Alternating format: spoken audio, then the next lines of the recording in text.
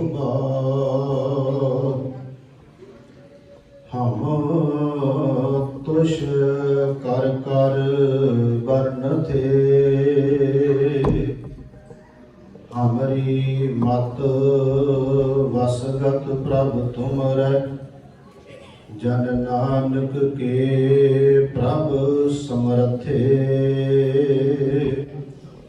जेता जियो पिंड सब तेरा तू मंतर जामी पुरख भगवान दासन दास कह जन नानक जेहा तू कराहे तेहा हों करी बखियान। धन वाहिगुरु जी। नर चाहत कश और की और भाई चितवत रहो ठगौर नानक फांसी गल परी नर चाहत कश और की और भाई चितवत रहो ठगौर नानक फांसी गल परी। वाहिगुरु जी का खालसा वाहिगुरु जी की फतेह। परम सन्मानयोग चवर शतर तखत दे मालिक जुगो जुग अटल धन धन सतगुरु गुरु ग्रंथ साहिब सच्चे पातशाह जी दी पावन गोद विच जुड़ बैठी गुरु प्यारी साध संगत जी सतगुरां ने रहमत बख्शिश की है।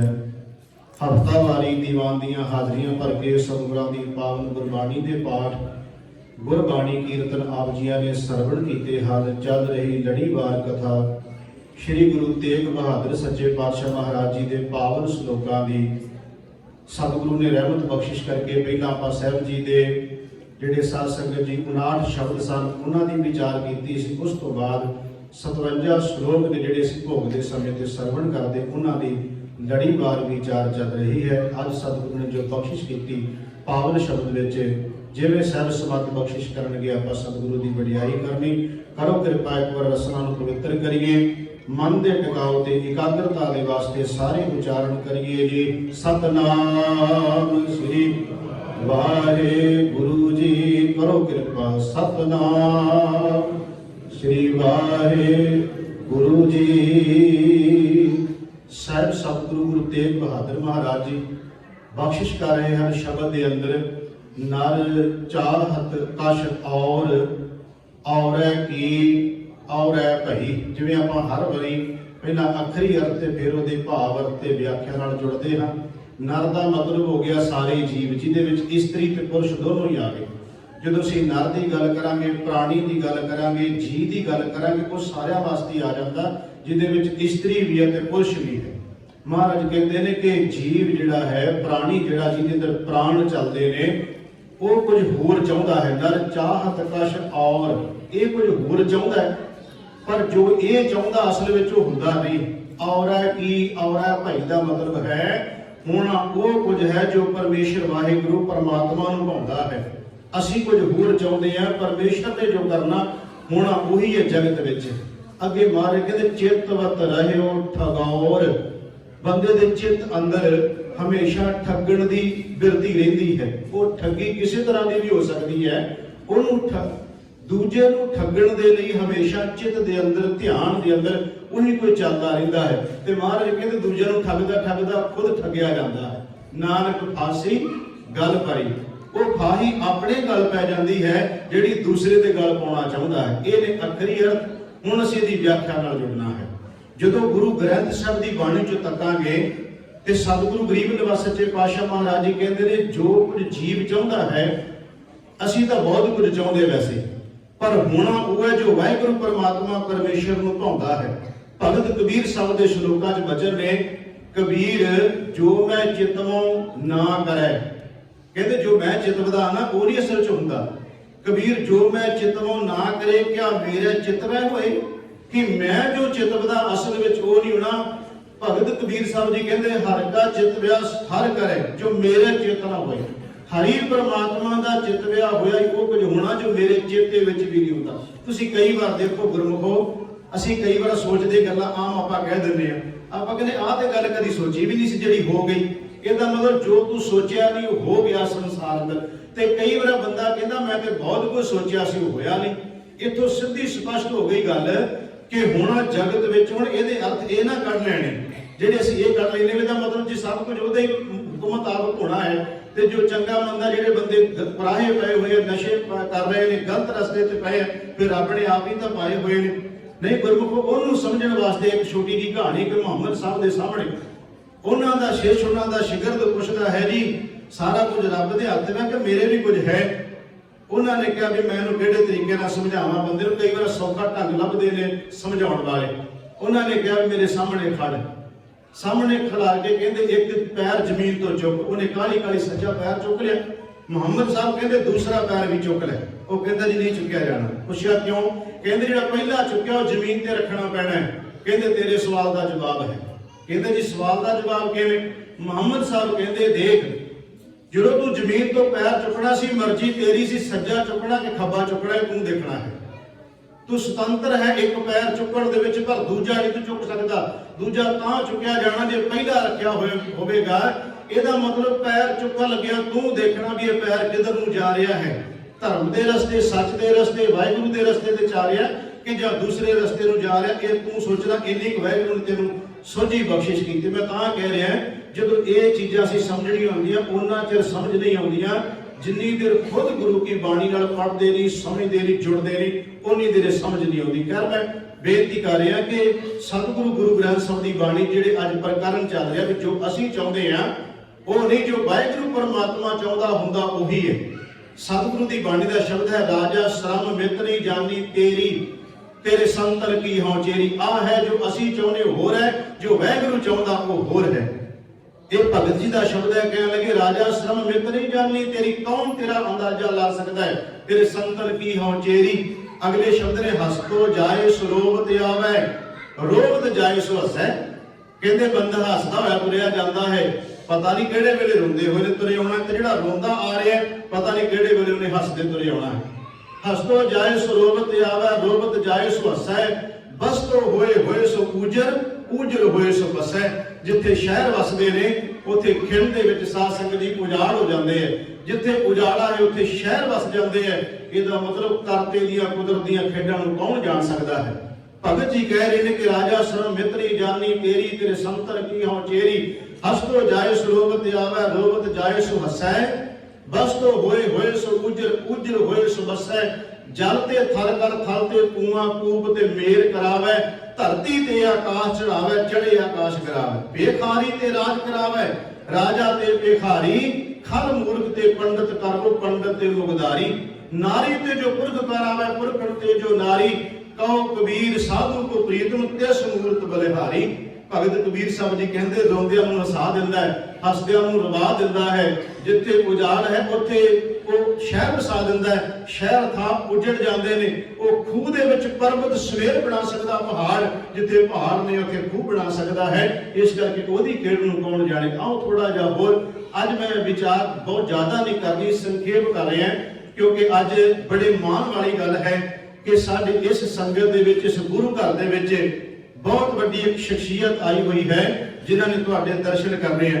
ਤੇ ਮੇਰੇ ਵਾਸਤੇ ਮਾਣ ਵਾਲੀ ਗੱਲ ਇਹ ਹੈ ਕਿ ਮੈਂ ਉਸ ਸੰਸਥਾ ਦੇ ਵਿੱਚ 12 ਸਾਲ ਬਤੌਰ ਪ੍ਰਚਾਰਕ ਦੇ ਤੌਰ ਤੇ ਡਿਊਟੀ ਕੀਤੀ ਹੈ ਤੇ ਜਿਨ੍ਹਾਂ ਦੇ ਕੋਲੋਂ ਮੈਂ ਬਹੁਤ ਕੁਝ ਸਿੱਖਿਆ। ਅੱਜ ਮਾਣ ਵਾਲੀ ਗੱਲ ਹੈ ਕਿ ਮੇਰੇ ਸਾਹਮਣੇ ਬੈਠੇ ਨੇ ਤੇ ਮੈਨੂੰ ਆਪਣੇ ਆਪ ਤੇ ਫਖਰ ਹੈ, ਮਾਣ ਹੈ ਕਿ ਜਿਹੜੇ ਸਾਡੇ ਕਲਾਸਾਂ ਲਾ ਕੇ ਸਾਨੂੰ ਬੁਲਾਰਿਆਂ ਦੇ ਕੋਰਸ ਕਰਾਉਂਦੇ ਸਨ, ਕਿੱਦਾਂ ਬੋਲੀਦਾ ਹੈ, ਕਿਵੇਂ ਵਿਸ਼ਾ ਲੈਣਾ ਹੈ, ਕਿਵੇਂ ਉਸ ਪ੍ਰਕਰਮ ਨੂੰ ਤੋਰਨਾ, ਇਹ ਸਾਰੀਆਂ ਗੱਲਾਂ ਜੋ ਸਿਖਾਉਂਦੇ ਨੇ। ਮੇਰੇ ਕਹਿਣ ਤੋਂ ਭਾਵ ਡਾਕਟਰ ਚਰਨ ਕਮਲ ਸਿੰਘ ਜੀ ਹੋਣੀ ਉਹ ਸਾਡੇ ਵਿੱਚ ਮੌਜੂਦ ਬੈਠੇ ਨੇ। ਮੈਂ ਇਸ ਕਰਕੇ ਜ਼ਿਆਦਾ ਸਮਾਂ ਨਹੀਂ, ਮੈਂ ਤਾਂ ਉਹਨਾਂ ਨੂੰ ਬੇਨਤੀ ਕਰ ਲਈ ਸੀ ਵੀ ਮੇਰੇ ਮਨ ਦਾ ਚਾਅ ਸੀ, ਮੈਂ ਚਾਹੁੰਦਾ ਸੀ ਭਾਵੇਂ ਸਾਰਾ ਸਮਾਂ ਉਹਨਾਂ ਨੂੰ ਦੇ ਦਿਆਂ ਇੱਕ ਘੰਟਾ, ਪਰ ਇਹ ਮੇਰੇ ਮਨ ਦਾ ਚਾਅ ਸੀ ਕਿ ਡਾਕਟਰ ਸਾਹਿਬ ਸਾਹਮਣੇ ਬੈਠਣ ਤੇ ਮੈਂ ਉਸ ਵੇਲੇ ਕਥਾ ਕਰਦਾ ਹਾਂ ਤੇ ਕਿੰਨਾ ਉਸ ਵੇਲੇ ਮਾਣ ਹੁੰਦਾ ਬੰਦੇ ਨੂੰ ਜਦੋਂ ਉਹਨਾਂ ਦੇ ਉਸਤਾਦ ਸਾਹਮਣੇ ਬੈਠ ਕੇ ਸੁਣਦੇ ਹੋਣ ਤੇ ਫਿਰ ਆਪਣੇ ਆਪ ਨੂੰ ਬੜਾ ਖੁਸ਼ੀ ਮਹਿਸੂਸ ਹੁੰਦੀ। ਮੈਂ ਤਾਂ ਕਹਿ ਰਿਹਾ ਮੈਂ ਜ਼ਿਆਦਾ ਸਮਾਂ ਨਹੀਂ ਲੈਣਾ, ਅੱਜ ਆਪਾਂ ਵਿਚਾਰ ਸੰਖੇਪ ਕਰ ਰਹੇ ਹਾਂ, ਬੇਨਤੀ ਕਰ ਰਹੇ ਹਾਂ कि सतगुरु की बाणी इस तरह कह रही, गुरु अर्जुन देव महाराज जी सुखमनी साहब की बाणी च प्रकरण चल रहा कि नर चाहत कछ और है की और है भाई।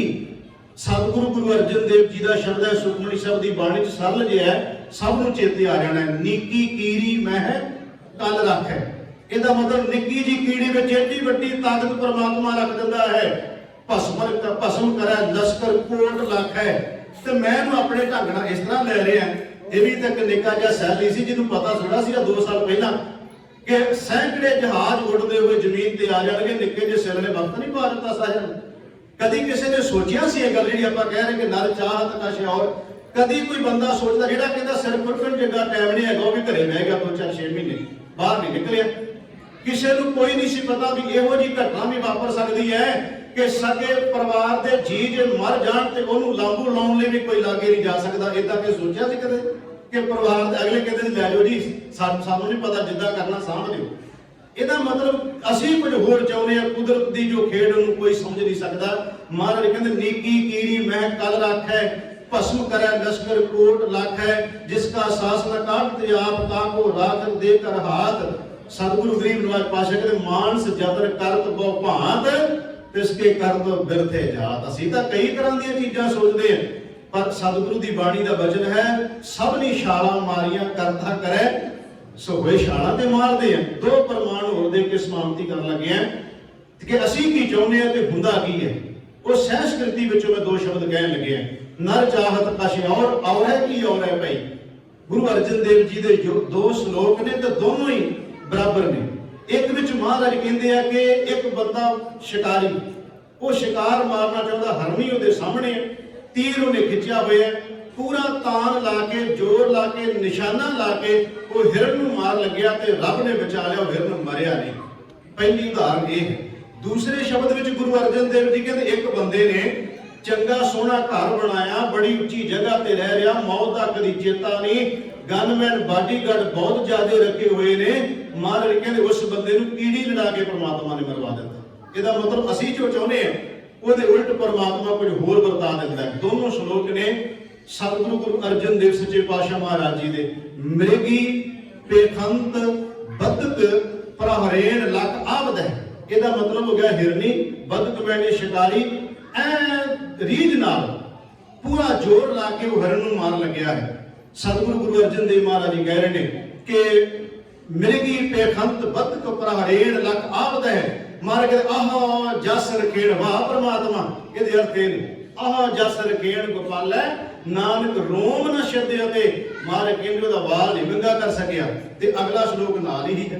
एक च सी भी बंदा मारना चाहुंदा रब ने बचा लिया, दूसरे च है बंदा बचना चाहुंदा है, रब ने कीड़ी ला के मरवा दिता। वो है बहुत जतन करता बलवंतकारी, सेवंत सूरा चतुर दिशै, विघ्न थान बसंत उच्चै, न सिमरन मरण कदांचै, भवंत आज्ञा भगवान पुरखै, नानक कीटी सास अकरखत है।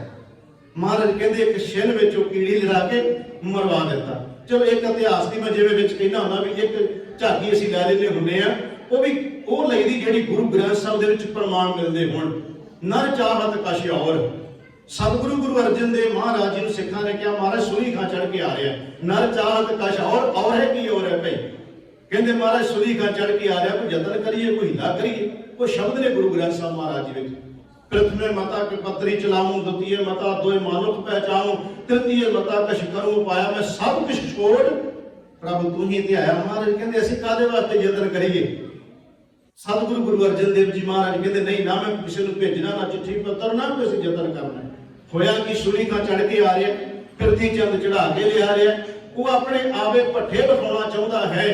जिस वेले भट्ठे आप सारे जानते साकिब तो गुरु अर्जन साहब की शहादत का प्रकरण आप लेने, आप उदों जिक्र भी करते, पर अज प्रकरण चलता करके गल लै रहा नाल कि नर चाहत कछ और। वो गुरु अर्जन देव सच्चे पातशाह को खत्म करना चाहता है, चढ़ाई करके आ रहा है। ते रस्ते में जो बाबा पिरती चंद ने अपने भट्ठे विखाए, आप सारे जानते हैं, घोड़ा तरब गया, वो भट्ठे दे विच डिग्या, समेत घोड़े समेत सूली खां दी मौत हो जाती है। महाराज को पता लगता है ये शब्द गुरु अर्जुन देव महाराज जी का है। सुली ते नारायण राख, सुली का हाथ कहीं ना पहुंचे, सुली हुए मुआ नापाक। सतगुरु महाराज क्या मंदा चितवत चितवत पचिया। वो बंदा मंदा सोचता सोचता आप खुद फस गया ਉਹਦੇ ਵਿੱਚ ਤੇ ਮਾਰ ਕੇ ਜਿੰਨ ਰਚਿਆ ਤੈਨ ਦੀਨਾ ਧਾ ਕੇ ਉਸੇ ਦੀ ਖੇਡ ਸੀ ਜਦ ਜਿਹਨੇ ਪਰਮਾਤਮਾ ਨੇ ਸੰਸਾਰ ਬਣਾਇਆ। ਮਾਰੇ ਕਹਿੰਦੇ ਮੰਦਾ ਚਿੱਤ ਵਰਿਆ ਸੀ ਨਾ ਉਹ ਤੇ ਚਿੱਤ ਦਾ ਉਸੇ ਵਿੱਚ ਹੀ ਖੁਦ ਆਣ ਕੇ ਫਸ ਗਿਆ। ਇਹਦਾ ਮਤਲਬ ਹੋ ਗਿਆ ਸਤਿਗੁਰੂ ਗੁਰੂ ਗ੍ਰੰਥ ਸਾਹਿਬ ਦੀ ਬਾਣੀ ਜਾਂ ਗੁਰੂ ਤੇਗ ਬਹਾਦਰ ਸੱਚੇ ਪਾਤਸ਼ਾਹ ਅੱਜ ਜੋ ਬਖਸ਼ਿਸ਼ ਕਰ ਰਹੇ ਨੇ ਭਾਈ ਉਹਦੀ ਰਜ਼ਾ 'ਚ ਚੱਲੀਏ, ਉਹਦੇ ਹੁਕਮ 'ਚ ਚੱਲੀਏ, ਉਹਦੇ ਭਾਣੇ ਵਿੱਚ ਚੱਲੀਏ। ਆਪਣੀ ਸੋਚ ਨੂੰ ਅੱਗੇ ਨਾ ਰੱਖੀਏ ਕਿ ਮੇਰੀ ਸੋਚ ਅੱਗੇ ਹੈ ਤੇ ਗੁਰੂ ਦੀ ਪਿੱਛੇ। ਮਹਾਰਾਜ ਕਹਿੰਦੇ ਨਹੀਂ ਤੂੰ ਉਹਦੀਆਂ ਖੇਡਾਂ ਨੂੰ ਨਹੀਂ ਸਮਝ ਸਕਦਾ। ਨਰ ਚਾਹਤ ਕਛ ਔਰ ਹੈ ਕੀ ਔਰ ਹੈ ਭਈ ਹੋਰ ਕੁਝ ਵਰਤ ਜਾਂਦਾ ਹੈ। ਮਹਾਰਾਜ ਕਹਿੰਦੇ ਚਿਤਵਤ ਰਹਿਓ ਠਗਾਉਰ ਇਹ ਦੂਸਰੀ ਤੋਕ ਹੈ। ਚਿੱਤ 'ਚ ਬੰਦਾ ਠਗਾਉਰ ਠੱਗੀ ਚਾਹੁੰਦਾ ਹੈ ਪਰ ਮਹਾਰਾਜ ਕਹਿੰਦੇ ਜਿਹੜਾ ਠੱਗਣਾ ਚਾਹੁੰਦਾ ਸੀ ਨਾਨਕ ਫਾਸੀ ਗੱਲ ਕਰੀਏ ਫਾਹੀ ਉਹਦੇ ਗਲ ਵਿੱਚ ਹੀ ਪੈ ਗਈ। ਜਿਹੜਾ ਠੱਗਣਾ ਚਾਹੁੰਦਾ ਸੀ, ਮਾਰਨਾ ਚਾਹੁੰਦਾ ਸੀ, ਖਤਮ ਕਰਨਾ ਚਾਹੁੰਦਾ ਸੀ। ਇੱਕ ਕਹਾਣੀਕਾਰ ਨੇ ਬੜੀ ਕਹਾਣੀ ਵਧੀਆ ਢੰਗ ਨਾਲ ਸਾਨੂੰ ਦੱਸੀ ਹੈ ਸਮਝਾਉਣ ਵਾਸਤੇ ਕਿ ਕਿਵੇਂ ਠੱਗਿਆ ਵਾਲਾ ਖੁਦ ਵੀ ਠੱਗਿਆ ਜਾਂਦਾ ਹੈ, ਦੂਸਰੇ ਨੂੰ ਮਾਰਨ ਵਾਲਾ ਖੁਦ ਕਿਵੇਂ ਫਾਹੀ ਗਲ ਵਿੱਚ ਪਵਾ ਲੈਂਦਾ। ਕਹਾਣੀ ਬੜੀ ਮੈਨੂੰ ਚੰਗੀ ਲੱਗੀ। 4 ਚੋਰ ਸੀ, ਉਹਨਾਂ ਨੇ ਚੋਰੀ ਕੀਤੀ ਤੇ 4 ਚੋਰਾਂ ਨੇ ਹੀਰੇ ਮੋਤੀ ਰਤਨ ਜਵਾਹਰ ਚੋਰ ਕਰ ਲਏ ਕਿਸੇ ਰਾਜੇ ਦੇ ਘਰੋਂ ਚੋਂ, ਅਮੀਰ ਦੇ ਘਰ ਵਿੱਚੋਂ। एक जगह ते बैठ के ते वंड कर लगे 4 जाने। वो वंड करते हुए कहने लगे ने भी आप 4 हिस्से करिए पर मन च सोचा हिस्से तो 4 कर लांगे, वंड तो हो ही जानी है पर एक काम करिए उस तो पहला रोटी खा लीए ते 2 कहते आप राखी रखते हैं ते 2 जाने शहर जाके रोटी ले आउण ते अपनी खा आउण। दूसरे ਨੂੰ ठगण वाला किवें ठगिया जांदा मैं ये बेनती हुण कर लगा। दूसरी तोप ते वो गए ने जिस वेले रोटी लैण वास्ते, जिहड़े रोटी लैण गए आप तो खा ली, ਇਹਨਾਂ ਵਾਸਤੇ ਲਿਆਉਣ ਲੱਗਿਆ ਮਨ ਚ ਚਿੱਤ ਵੀ ਕੀ ਠੱਗਿਆ ਮਨ ਵਿੱਚ ਇਹ ਆ ਗਿਆ ਜੇ ਇਹ ਹੀਰੇ ਸਾਡੇ ਦੋਹਾਂ ਕੋਲੇ ਹੁੰਦੇ ਕਿੰਨਾ ਫਾਇਦਾ ਹੋਣਾ ਸੀ। ਆਪਾਂ 4 ਆ ਪਰ 2 ਕੋਲੇ ਚਾਹੀਦੇ ਸੀ। ਉਹਨੇ ਕਿਹਾ ਫਿਰ ਕੀ ਕਰੀਏ? ਕਹਿੰਦਾ ਇਦਾਂ ਕਰੀਏ ਆਪਾਂ ਤੇ ਰੋਟੀ ਖਾ ਲਈਏ, ਜਿਹੜੀ ਲੈ ਕੇ ਜਾਣੀ ਉਹਦੇ ਚ ਜ਼ਹਿਰ ਪਾ ਲਈਏ, ਉਹ ਰੋਟੀ ਖਾਣਗੇ ਮਰ ਜਾਣਗੇ, ਹੀਰੇ ਆਪਾਂ ਨੂੰ ਮਿਲ ਜਾਣੇ। ਜਿਹੜੇ ਹੀਰਿਆਂ ਦੀ ਰਾਖੀ ਬੈਠੇ ਸੀ, ਸੋਨੇ ਦੀ ਰਾਖੀ ਬੈਠੇ ਸੀ, ਉਹ ਵੀ ਆਪਣੇ ਅੰਦਰ ਸੋਚ ਰਹੇ ਨੇ ਕਹਿੰਦੇ ਜੇ ਆਪਣੇ ਦੋਹਾਂ ਕੋਲੇ ਹੁੰਦੇ ਤੇ ਕਿੰਨਾ ਫਾਇਦਾ ਹੁੰਦਾ। ਕਹਿੰਦੇ ਫਿਰ ਕੀ ਕਰੀਏ? ਉਹ ਕਹਿੰਦਾ ਆਉਂਦਿਆਂ ਸਰ ਇੱਕ ਦੇ ਖੰਜਰ ਤੂੰ ਮਾਰੀ ਇੱਕ ਦੇ ਮੈਂ ਮਾਰੂੰਗਾ, ਉਹ ਦੋਵੇਂ ਮਾਰ ਕੇ ਆਪਾਂ ਇਹਦੇ ਮਾਲਕ ਬਣ ਜਾਾਂਗੇ। ਚਿਤਵਤ ਰਹਿਓ ਠਗੌਰ ਨਾਨਕ ਫਾਸੀ ਗੱਲ ਪਰੀ ਗੱਲ ਸੌਖੀ ਸਮਝ ਆ ਜਾਏਗੀ। ਉਹ ਰੋਟੀ ਜਿਹੜੇ ਖਾ ਕੇ ਆਏ ਸੀ ਉਹ ਇਹਨਾਂ ਵਾਸਤੇ ਲੈ ਕੇ ਆਏ ਪਰ ਉਹਦੇ ਵਿੱਚ ਕੀ ਸੀ? ਉਹਦੇ ਵਿੱਚ ਜ਼ਹਿਰ ਪਾਇਆ ਹੋਇਆ ਸੀ। ਹੁਣ ਉਹਨਾਂ ਨੇ ਪਹਿਲਾਂ ਹੀ ਤਿਆਰੀ ਕੀਤੀ। ਜਦੋਂ ਇਹ ਆਏ ਤੇ ਦੋਨਾਂ ਨੇ ਖੰਜਰ ਕੱਢੇ, ਇੱਕ ਨੇ ਉਹਦੇ ਮਾਰਿਆ ਇੱਕ ਨੇ ਉਹਦੇ ਮਾਰਿਆ, ਦੋਵੇਂ ਮਰ ਗਏ। ਇਹ ਕਹਿੰਦੇ ਚਲੋ ਹੀਰੇ ਬਾਅਦ ਚ ਵੰਡ ਲਾਂਗੇ, ਸੋਨਾ ਬਾਅਦ ਚ ਵੰਡ ਲਾਵਾਂਗੇ, ਪਹਿਲਾਂ ਰੋਟੀ ਤੇ ਖਾ ਲਈਏ। ਉਹਦੇ ਵਿੱਚ ਜ਼ਹਿਰ ਸੀ, ਜਦੋਂ ਰੋਟੀ ਖਾਧੀ ਤੇ ਉਹ ਵੀ ਦੋਵੇਂ ਮਰ ਗਏ। ਇਹਦਾ ਮਤਲਬ ਚਾਰੇ ਦੇ ਚਾਰੇ ਮਰ ਗਏ। ਉਹ ਕਿਸੇ ਦੇ ਨਾ ਬਣੇ ਹੀਰੇ ਮੋਤੀ, ਸੋਨਾ ਕਿਸੇ ਦਾ ਨਾ ਬਣੇ। ਮੇਰਾ ਕਹਿਣ ਤੋਂ ਭਾਵ ਸਤਿਗੁਰੂ ਕਹਿ ਰਹੇ ਨੇ ਚਿਤਵਤ ਰਹਿਓ ਠਗੌਰ ਨਾਨਕ ਫਾਸੀ ਗੱਲ ਭਰੀ। ਮਹਾਰਾਜ ਕਹਿੰਦੇ ਬੰਦਿਆ ਆਪਣੇ ਅੰਦਰ ਇਹ ਚੀਜ਼ਾਂ ਕੱਢ ਦੇ, ਆਪਣੇ ਅੰਦਰੋਂ ਠੱਗੀਆਂ ਚੋਰੀਆਂ ਮੰਦਾ ਚਿਤਵਨਾ ਇਹ ਆਪਣੇ ਅੰਦਰੋਂ ਕੱਢ ਦੇ, ਕਿਉਂਕਿ ਜੇ ਤੂੰ ਸੁਖੀ ਰਹਿਣਾ ਹੈ ਤੇ ਸਤਿਗੁਰੂ ਮਹਾਰਾਜ ਕਹਿੰਦੇ ਪਰ ਕਾ ਬੁਰਾ ਨਾ ਰੱਖੋ ਚੀਤ ਤੁਮਕੋ ਦੁੱਖ ਨਹੀਂ ਭਾਈ ਮੀਤ। ਮੇਰੇ ਮਿੱਤਰਾ ਤੂੰ ਸਦਾ ਸੁਖੀ ਰਹੇਗਾ ਜੇ ਤੂੰ ਵਾਹਿਗੁਰੂ ਪਰਮਾਤਮਾ ਦੇ ਭਾਣੇ ਨੂੰ, ਰਾਜਾ ਨੂੰ, ਉਹਦੇ ਹੁਕਮ ਨੂੰ ਮੰਨੇ, ਆਪਣੀ ਮੱਤ ਨਹੀਂ ਗੁਰੂ ਦੀ ਮੱਤ ਦੇ ਤੂੰ ਧਾਰਨੀ ਬਣੇਗਾ ਤੇ ਤੇਰਾ ਜੀਵਨ ਸਫਲ ਹੋ ਜਾਏਗਾ। ਸਤਿਗੁਰੂ ਨੇ ਬੜੀ ਰਹਿਮਤ ਬਖਸ਼ਿਸ਼ ਕੀਤੀ। ਆਪਾਂ ਸੰਖੇਪ ਜੀ ਸ਼ਬਦ ਦੀ ਵਿਚਾਰ